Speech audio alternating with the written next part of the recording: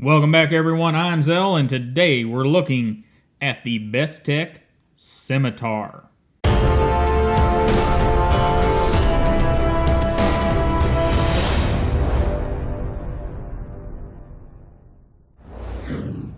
Alright, we've been looking at a lot of Bestech knives, and this one is actually one of their more stylized knives. We've got highly contoured, or I don't know if you really call it highly contoured, but very well contoured G10, and your normal stuff we've talked about with Bestech. We've got stainless liners that are milled out. Probably didn't mention that in the last two reviews, but they are milled. And on this one, we have a deep carry pocket clip. We have a slightly oversized pivot. It is free spinning. However, if you go back and watch my disassembly of the Kendo, I show you how to overcome that problem. And we've got nice spools down here for standoffs, and a nice flipper tab that's jumped but not super aggressive, and just a very nice shape overall to the knife. It's very pleasing as far as I'm concerned. And got a non-tubed lanyard hole, and there's that hardware again, and we're gonna get this out, and it's gonna become a normal thing. But that hardware is good and tight in there. So very nice hardware, even though it is normal stainless steel and not titanium. And we're going to talk more about some of that in a video soon. But there you go. There is our Scimitar all opened up. And let's do a little bit of comparison. There's our Rat Model 1 and our Buck 110 and our Delica.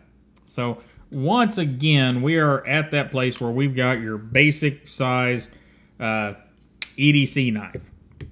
About a 3.5 inch blade. No, I was a little wrong there. 3 3/4 inch blade with a 3.71 cutting edge. And our blade stock thickness is 0.142. So, very standard stuff here. We have a closed length of 4.76, a handle thickness of 0.54, closed height of 1.18, very skinny there, I like that. An open overall length of 8.44, and a weight of 4.25 ounces, and that grip area or grip length thing. Now, on this one, we measure from here all the way to the tip, because that's what you've got for grip length, and that gives you 3.9 inches. So, pretty darn good looking knife. Now, I did notice something whenever I got this one out. You see that, I don't know if you can see it in the light or not. I hope you can. You see this little light area is right in here. It's something that knife makers occasionally do, and we're going to fix it, because we would like a nice consistent color. I have a little bit of ballistol. Put a little bit on my finger. No worries, ballistol will not hurt you. Unless you try to drink it. Don't drink the ballistol. If you do drink the ballistol, well, if you drink the ballistol, I don't feel bad for you. Just don't drink it. But there you go. And then wipe it off, and we get rid of those light areas. So, and you give it a day or so, and that'll all dry out. And since we did one side, we're going to do the other. And as you can see, it doesn't take much oil. But let's get a look real quick. There's one side after it's been ballistoled and wiped off. There's the other side, and still got some places that look a little dry. So we're going to do the other side.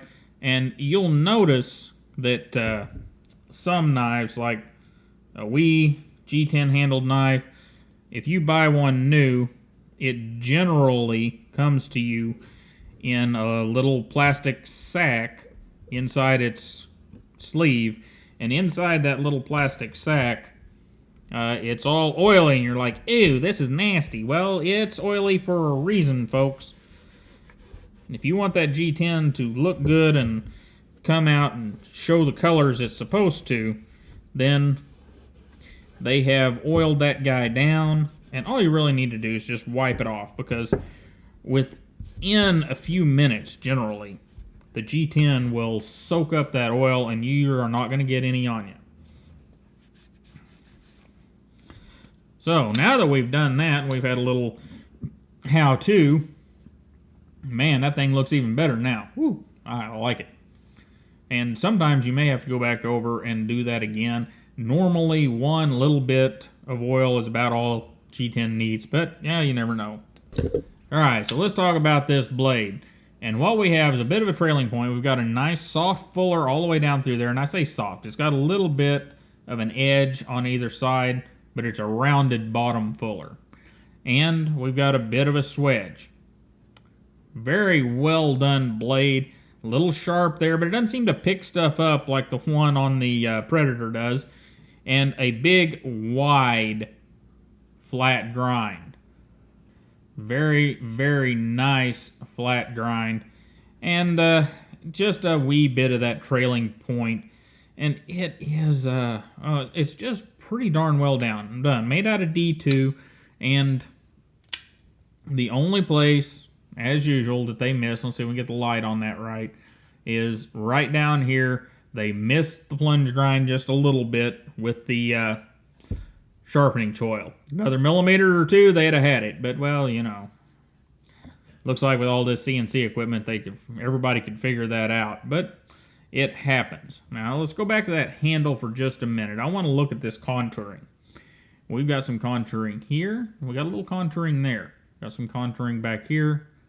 And on the other side, we don't have the contouring here. Now, that is for a reason, because you've got the lock bar behind that. Got the contouring here.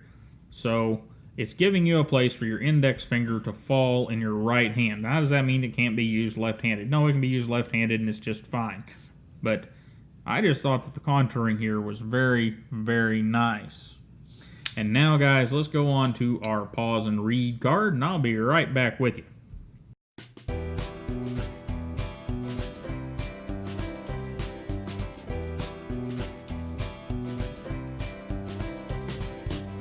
Alright, so mechanically this thing is, you know, your basic knife now. Ceramic ball bearing, ceramic detent, liner lock with good lockup, and lays down in the knife right down the wickets just like it should as far as centering goes. Action, pretty darn beautiful for a $52 knife. So I'm loving it. These Bestech knives really seem to be a great value. And now let's look at, let's see, and then I missed because I didn't get my finger all the way on the frickin' flipper tab. Not the knife's fault, my fault. There we go. Now let's look at ergonomics. Now ergonomically, once again, we're pretty simple, and you guys know how I feel about simple handle design. Put your hand around it, you've got a little bit of jimping right here. It's not super aggressive, but it works fine. Good to go. Hammer grip's good to go. Draw cut grip, fine. Reverse grip, fine. Pinch grips, not a problem. Seems to be a very well-designed knife. The pocket clip, because of it being stainless and having a little bit of kick up here, it is going to poke you a little bit, but it's not a problem in this grip, and not a problem here. But whenever you get around to some of these other grips that you may not use as often, it is a bit pokey, but nothing horrible. And I like it a lot. And there's that action again, freaking beautiful. And realize this is the action with the Bestech. Remember that grease we pulled out of the Kendo? That's with that thick, nasty grease still in it. So it's still got more potential. And down in the pocket we go. And wow. For you guys that just love your deep carry pocket clips, look at that. That is freaking beautiful. Now, this knife will fit down in just about any style of pants you want to put it in. The only small issue people are going to have is, see that screw sticking up? People are going to be a bit miffed about that. I did not find it to be an issue at all, but it is there. What I do like is they did mill out a slot for the pocket clip, and that is a beautiful thing. And there's our lanyard hole, if we can talk about that. It is not tube, but it is there. And this knife is milled out on the inside with that weight of 4.25 ounces, it's doing pretty darn good. So what are my final thoughts on the Scimitar? Well, if you like the blade shape, it's a great knife at a great price.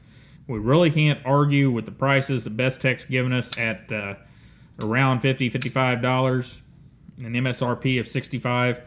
These things are kicking butt. I don't like the free spinning pivot, but I do like the fact that they're putting good screws in them. They're using good steel. We've got good lockup. We're using the ceramic ball bearings and the ceramic detents. And on this knife, we're kind of push buttony, and I just love that. The only thing I don't like with this knife is how severe the belly is on this blade. I'm not a huge fan of that for an EDC knife, and it's a personal thing. Some of you guys love that in an EDC knife, and that's absolutely fine. If that's your thing, then this is a beautiful knife for you. And guys, that's where I'm going to cut it. The Bestech Scimitar. Guys, it is a beautiful knife, and for the price, I don't think you can go wrong. Now, we've talked a little about warranty in some of the other videos, and that is one place that Bestech has not caught up with WE and Riot and some of the other brands, because to my knowledge, they don't currently have a U.S. service representative. So you're going to have to deal with the people in China, which their customer service people in China do speak great English, but it does mean that you're going to have to deal with the back and forth with China and not going to be able to deal with someone here in the United States or here in North America. So that is currently an issue, but they will probably get that taken care of, because they aspire to be like their brother, and they aspire to be like WE, they aspire to be like Riot, and they're positioning themselves at a value proposition with great designs and great knives. So I hope that they will get somebody in that position here in the U.S. sometime soon.